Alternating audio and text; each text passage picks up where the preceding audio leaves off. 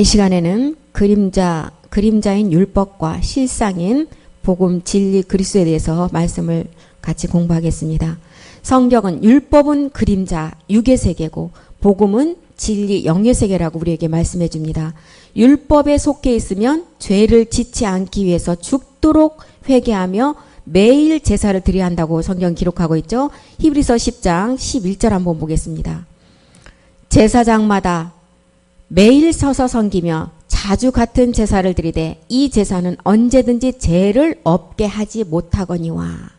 그러기에 이 죄 때문에 우리 주님이 이 땅에 오셔서 단번에 몸을 들여주시고 이 죄를 한 번에 해결해 주셨습니다. 한 번의 제사로 영원히 우리를 온전케 하셨다고 말씀하십니다. 히브리서 10장 14절 보겠습니다. 저가 한 제물로 거룩하게 된 자들을 영원히 온전케 하셨습니다. 육신의 죄를 정해서 본질로는 그리스도시지만 육신의 죄를 정해서 율법 아래 여자 아래 이 땅에 오셔서 그분이 단번에 몸을 한번 들여줌으로 말미암아 우리는 매일 드리는 제사가 이제 드리지 않아도 되는 한 제물로 거룩하게 된 자로 말미암아 우리는 영원히 온전케 됐다고 말씀하십니다. 내가 십자가를 지고 죽으면 그때부터는 회개가 율법의 회개가 아닙니다. 죄를 위한 제사가 아닌 히브리서 10장 18절이 말하는 몸된 제사 단번에 우리의 죄를 드리는 해결하는 제사가 된다고 말씀하십니다. 이것을 사하였은즉 다시 죄를 위하여 제사 드릴 것이 없다고 말씀하시죠. 요한일서 3장 4절이 말하는 불법을 해결한 제사입니다. 그래서 이것을 불법은 죄라고 말씀하고 죄를 짓는 자마다 불법을 행하나니 죄는 불법이라고 말하죠. 이 불법을 해결한 제사가 몸된 제사, 단번에 드려지는 제사라고 말씀하십니다. 이것이 율법 아래 그림자가 아니고 실상 진리 그리스도 안의 제사인 것입니다. 바울은 이 제사를 드리기 위하여 나는 날마다 죽노라고 말씀을 하죠. 고린도전서 15장 31절 보겠습니다. 고린도전서 15장 31절 형제들아 내가 그리스도 예수 우리 주 안에서 가진 바 너희에게 대한 나의 자랑을 두고 단언하노니 나는 날마다 죽노라. 바울처럼 이렇게 의로운 자라고 칭한 그 바울도 이 율법의 죄를 십자가에 들고 나서 그 죄가 무엇인지를 알고 날마다 그 제사를 드리기 위해서 십자가에 죽노라고 고백을 했습니다. 도대체 그리스도 안에 있는 무엇이 있길래 성경에서 이렇게 날마다 죽고 그 그림자 육체 율법 아래 있으면 우리는 사망으로 갈 수 없다고 이렇게 말씀하시는 것입니까? 요한일서 5장 1절 한번 보겠습니다. 예수께서 그리스도이신 믿는 자가 하나님의 아들이라고 말씀을 하죠. 이게 이제 자녀되는 비밀을 말씀하십니다. 예수께서 그리스도이심을 믿는 자마다 하나님께로 난 자니 또한 내신 이를 사랑하는 자마다 그에게서 난 자를 사랑한다. 예수께서 그리스도이심을 믿는 자가 하나님의 아들이고 하나님의 자녀가 될 수 있다는 것입니다. 사도들이 예수께서 십자가에 죽고 부활하여 그리스도가 되신 것을 전하는 이유는 바로 성경에서 말하는 요나의 표적입니다. 성경 전체는 예수가 십자가에 죽고 그리스도가 되심을 기록했습니다. 그래서 히브리서를 통해서는 너희가 십자가의 도의 초보를 버리고 이제는 영원한 심판에 대한 교훈의 털을 닦지 말고 완전한 데에 들어가라고 말씀하죠. 성경은 율법에 머물러 있는 영원한 심판의 교훈의 털을 닦지 말라고 말합니다. 히브리서 6장 1절 2절 한번 보겠습니다. 우리가 그리스도의 도의 초보를 버리고 죽은 행실을 회개함과 하나님께 대한 신앙과 세례들과 안수와 죽은 자의 부활과 영원한 심판에 관한 교훈의 털을 다시 닦지 말고 완전한 데 나가라고 말씀하십니다. 완전한 데 나가라는 요나의 표적인 십자가의 도를 알아야 우리에게 말씀하시죠. 성경은 요나의 표적 외에는 다른 표적이 없다고 말씀하시고 요나의 표적이 십자가의 도라고 우리에게 말씀하십니다. 마태복음 12장 39절 보겠습니다. 악하고 음란한 세대가 요나의 표적을 구한다고 말씀하죠. 예수께서 대답하여 가라사대 악하고 음란한 세대가 표적을 구하나 선지자 요나의 표적밖에는 보일 표적이 없다고 말씀하십니다. 반드시 우리가 십자가의 도의 말씀을 듣고 3일의 죽음과 부활을 통해서 그 실상인 영을 모신 자가 그 생명을 전하는 십자가의 도를 전하는 자일 것입니다. 우리는 성경에서 말하는 요나의 표적은 십자가의 도라고 분명히 성경을 통해서 말씀하고 있습니다. 십자가에서 죽고 부활한 그리스도를 실상의 영으로 모신 자, 내 안에 그리스도 영이 있는 자, 이런 자가 십자가의 도의 말씀을 가지고 있는 자죠. 창세기 17장 21절에 보니까 이제는 명령 기한의 때가 됐다고 말씀하죠. 내 언약은 내가 명령 이 기한에 사라가 내게 낳을 이삭과 세운다고 말씀하십니다. 명령 기한이 차게 되면 요나의 전도가 시작될 것이고 예수에서 그리스도로 넘어가는 이방인들에게 오는 정한 때, 율법에서 반드시 그리스도의 복음을 만난 자로 넘어가야 된다고 말씀하십니다. 모든 택한 자들은 초대교회 역사 그대로 이 복음을 가르치고 전도하기를 힘쓰라고 말씀하십니다. 사도행전 5장 42절 보겠습니다.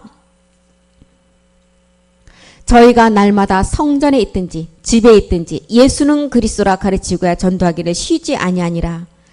반드시 이 복음을 가르치고야 전도하기를 쉬지 않고 우리는 전도를 해야 되고 영생을 주기로 작정된 이방인들에게 복음을 전해야 될 것입니다.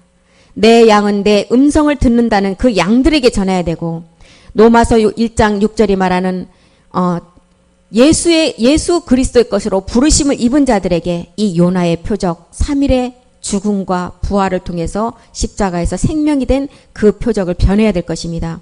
창세기 3장 7절 8절에 보면 우리가 죄를 깨닫고 무화과 나무 잎으로 수치를 가리는 서늘함을 느낀 자가 있다고 말씀하십니다. 이에 그들의 눈이 밝아 자기들의 몸이 벗은 줄을 알고 무화과 나무를 입어 치마를 하였더라. 이 죄를 알고 무화과 나무로 수치를 가리고 서늘함을 느낀 자가 이 복음을 들을 자들입니다. 반드시 예수 그리스도의 것으로 부르심을 입은 자가 이 복음을 듣고 돌아올 것이고 죽은 자가 이 아들의 음성을 듣는다고 말씀하죠. 요한복음 5장 25절 보겠습니다.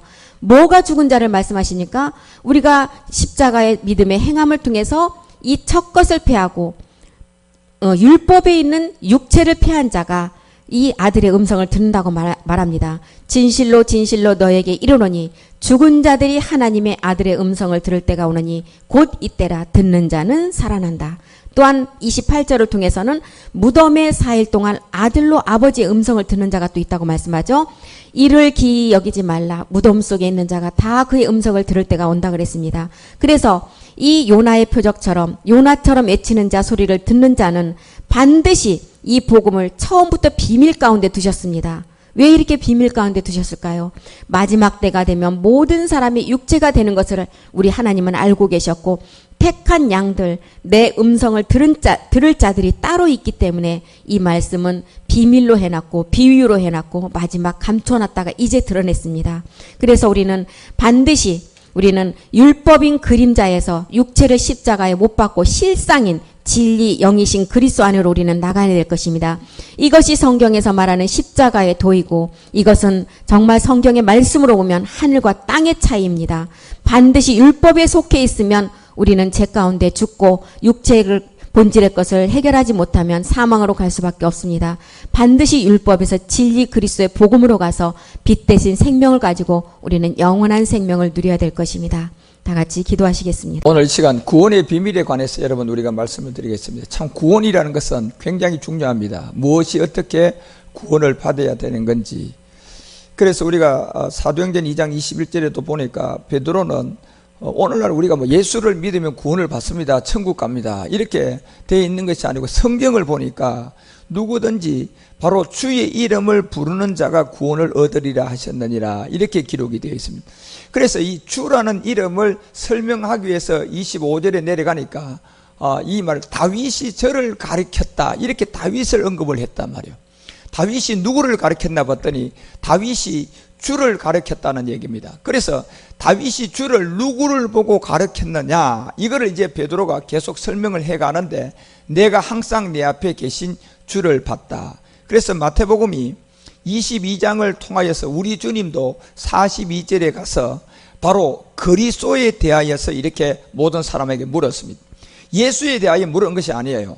바로 그리스도에 대하여 어떻게 생각하느냐 이걸 물었을 때 내 자손이냐 하니까 다윗의 자손이라 했는데 지금 베드로 역시도 주의 이름으로 구원을 받으라 하고 다윗이 저를 가르쳐 주라는 사람이 하나 있었는데 바로 예수를 보고 주라 한 것이 아니고 그리스도를 보고 주라고 했다는 것을 베드로도 이걸 알고 얘기하고 우리 주님도 그리스도에 대하여 묻고 했을 때도 이 다윗이 그리스도를 보고 주라고 한 것을 여기서 설명을 했단 말이에요. 그래서 여러분 여기서 43절에 내려가 보니까 가라사대 그러면 다윗이 영에 감동하여 그리스도를 보고 주라 했다 이렇게 되어 있거든요. 그래서 그리스도를 보고 주라고 했기 때문에 사도행전 2장 21절이 주의 이름을 불러야 구원받는다는 이 베드로 얘기도 자기는 예수를 믿고 있을 때는 누구보다도 수제자였어요. 그렇지만 예수를 믿고 있다가 예수님이 갑자기 십자가에 죽으러 가니까 자기도 모르게 예수를 저주했고 자기도 모르고 예수를 부인했고 자기도 모르게 예수를 저주하고 예수를 떠나버렸단 말이에요.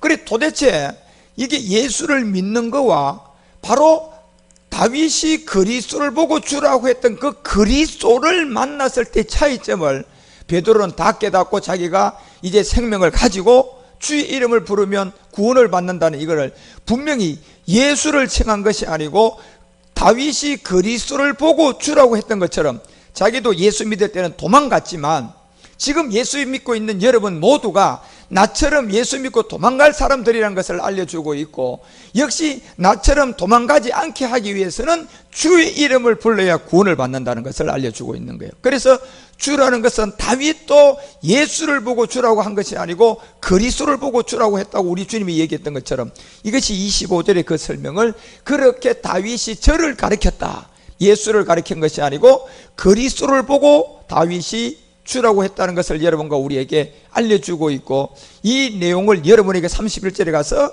그 설명을 하기를 미리 보는 거로 다윗이 바로 그리스도의 부활하심을 봤다는 얘기입니다. 그래서 여러분 예수 부활이 아니라 예수 부활은 아직도 여러분 안에 그리스도의 영이 안 오니까 그냥 문자적으로 예수 부활 배우고 가르친 걸 그냥 여러분이 그냥 글자를 믿고 있는 것이지 여러분 안으로 들어온 생명을 영접하지 않았기 때문에 예수 부활 그 말을 여러분이 안 것이 아니고 여러분에게 가르쳐 준 걸 여러분이 믿고 있는 거예요. 종교로 믿고 있는 거다 말이에요, 예수 부활은. 그런데 그 예수 부활은 사람이 내 혼에다가 지식으로 넣어준 거지만 여러분이 지금 베드로가 얘기하는 주의 이름은 지식으로 넣는 것이 아니고 여러분이 생명으로 영접을 해야 될 생명이다 말이에요. 그래 그 생명은 하나님이 우리 가운데 하늘에서 믿음이 와야 되고 다윗에게도 주의 이름을 불러야 구원을 받으니까 바로 다윗에게도 이 그리스도의 부활을 미리 보여준 거단 말이에요.